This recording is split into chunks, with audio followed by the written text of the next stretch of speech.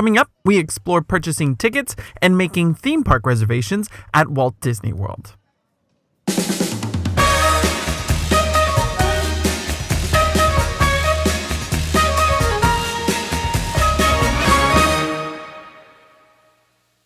Hello my friends, David here from Beyond the Kingdoms, and welcome back to First Timers Week. So you've decided when you're going to visit Walt Disney World and where you're going to stay at. It's now time to start thinking about theme park tickets.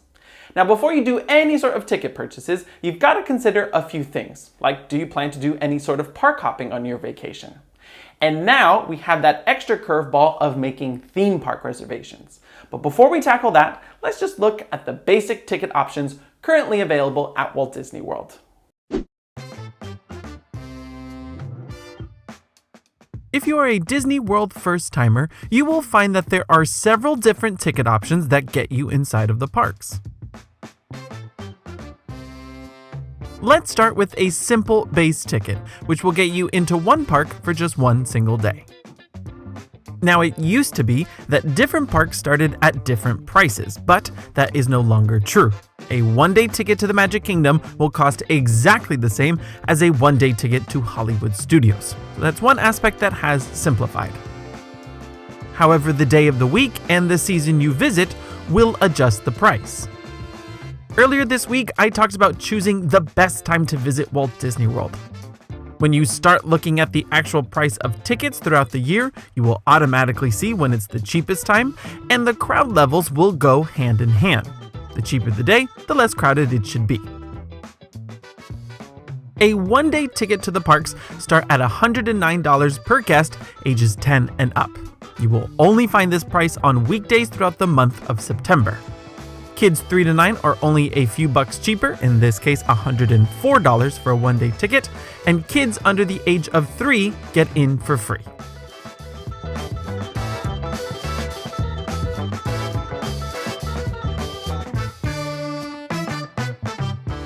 Now, of course, the more days you buy, the cheaper the daily rate becomes. For example, a 5-day ticket in September comes out to $465 total for one adult, which comes out to $88 per day as opposed to the $109 price for a single day ticket.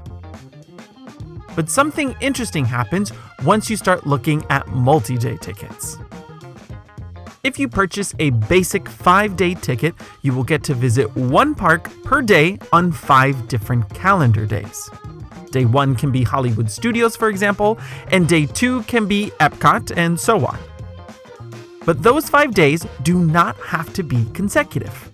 In fact, in this case, you get a 1-week window to use up all 5 days. So let's look at this September example again. Again, if you buy a 1-day ticket in September, you will choose a specific date to enter one of the 4 parks, and that's it. There's no wiggle room. The ticket is only valid on that one calendar day. If you purchase a 5-day ticket starting on September 7th, you actually have from the 7th to the 14th to use up all of your 5 days. So that means you can throw in a break somewhere in the middle. Perhaps on day 3 you don't go to a park at all and enjoy some amenities at the hotel such as the pool. And if you do something like an 8-day ticket, you'll get an even longer window of time to use up all 8 days. And just like the 1-day tickets, the multi-day ticket prices adjust based on the time of year. So September is still the cheapest month to buy tickets, no matter if you're visiting for 1 day or a whole week.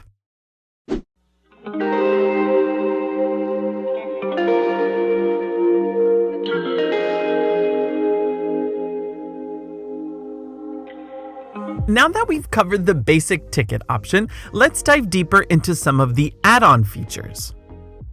The most common feature you can add to a park ticket is the Park Hopper option. As the name suggests, this means you can hop to more than one park on a single day. You can add this to a single day ticket as well as the multi-day tickets. And just like the basic version, the price will change depending on the time of year you book. And again, the more days you purchase, the cheaper the daily rate becomes. Using that September 7th date as an example again, you'll notice that a basic one-day, one-park ticket for this date is at $109 for an adult. If you add the park hopper option, the price will then jump to $174. So it's a lot of money just to be able to hop from one park to the next. If you go for a 5-day ticket with park hoppers starting on this date, the total ticket price will come out to $555, which comes out to $105 per day. This is another example of how that 5-day mark is when you really start to see the worth in these extra add-ons. Now, I want to stipulate two things. I personally think that park hopping is not a great idea for a first-timer. In fact, even I don't do it very often. I like to stay within one park for any given day. And that's because the travel time between parks can sometimes be at least an hour or more. To me, that's one or maybe even two extra rides I could have experienced. So I personally like to keep things simple. But I can see the advantage of flexibility when it comes to the weather. For example, you may not want to go to Animal Kingdom on a really rainy day since the majority of the park is outside.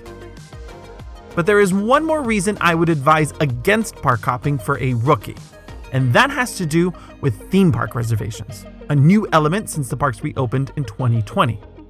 But I will get to that in a moment. Allow me to just explain two more ticket add-on features first.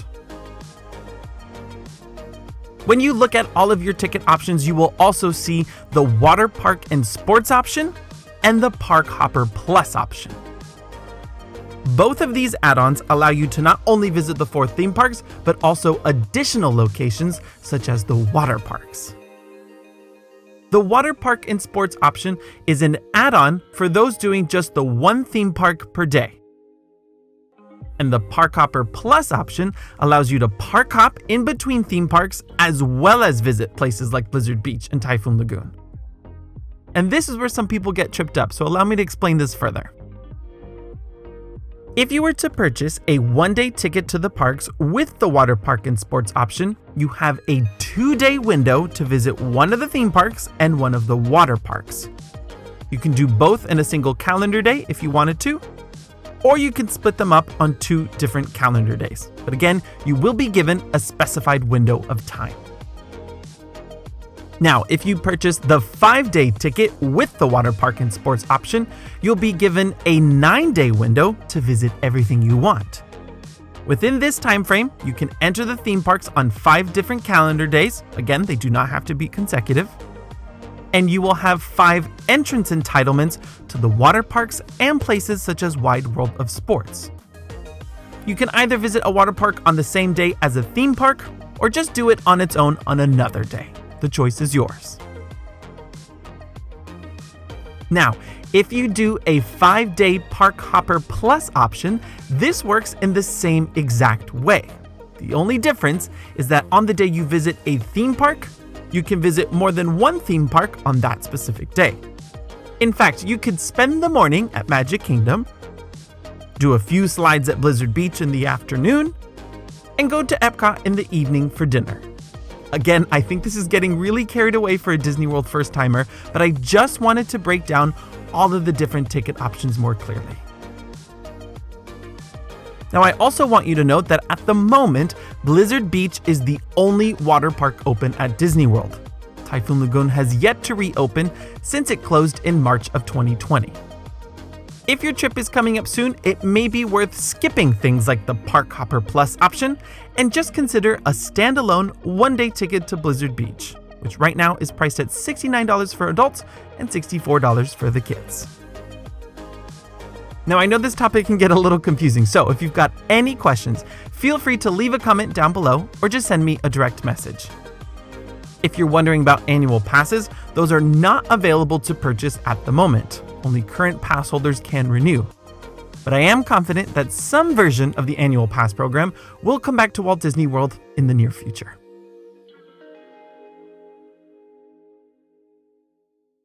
When the parks reopened in the summer of 2020, Disney implemented a new system to help manage crowd levels. Theme park reservations are now a new step that all of us have to consider way ahead of time. I used to tell viewers that you should book plane tickets and hotels at least a good year in advance, and that tickets could be purchased 3 months before your trip, right before you make those FastPass Plus reservations.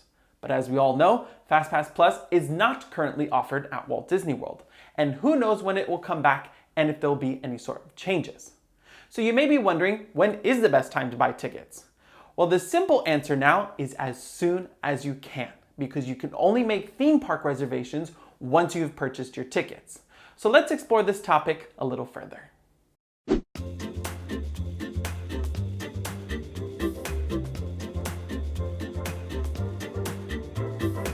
Now, before you purchase any ticket to the parks, it is worth looking at the theme park availability calendar first.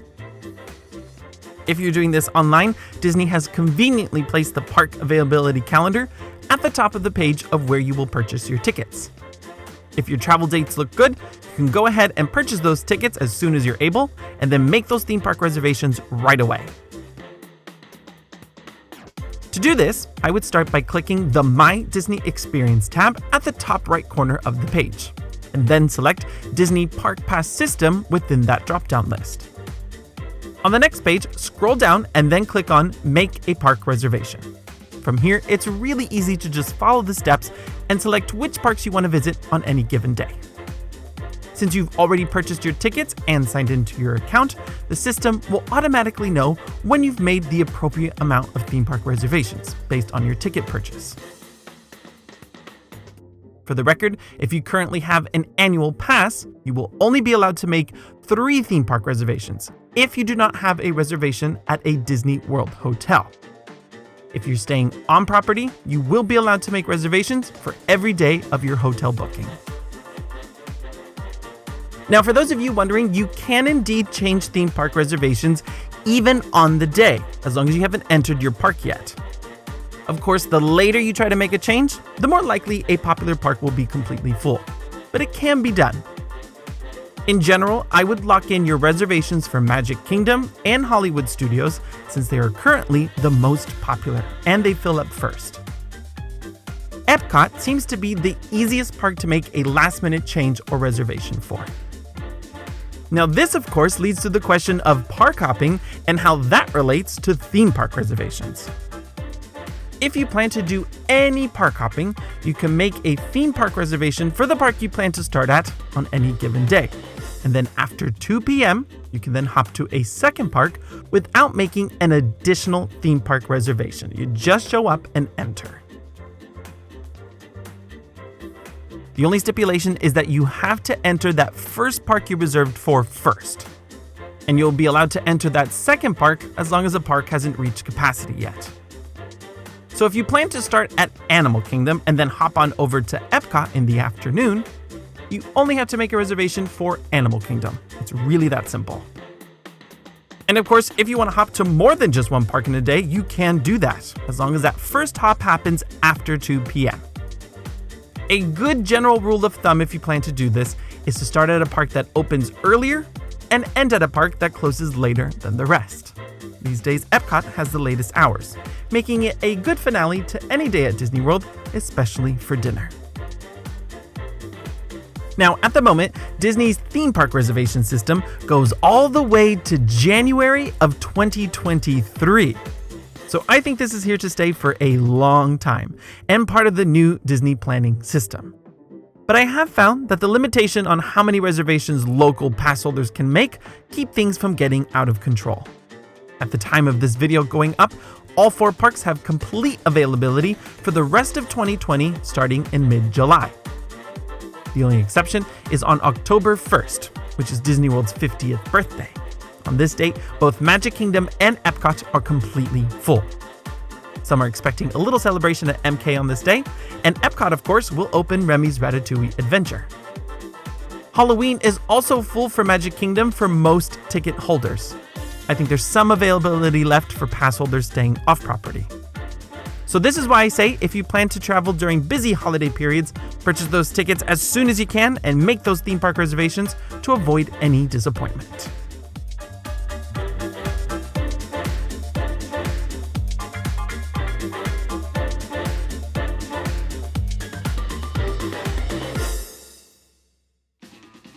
Well, my friends, that will just about do it for today's video covering tickets and theme park reservations. In reality, theme park reservations could fall under that technology umbrella, but I thought since it went hand in hand with tickets, it was better suited for today's video. This naturally leads us to tomorrow. The next video in First Timers Week will cover everything you need to know about technology, from online check-in to mobile food order. So if you're a little intimidated by all things tech, tomorrow's going to be a good video for you. But until then, thank you so much for watching. Please stay safe out there, and remember, you can dream it, you can do it.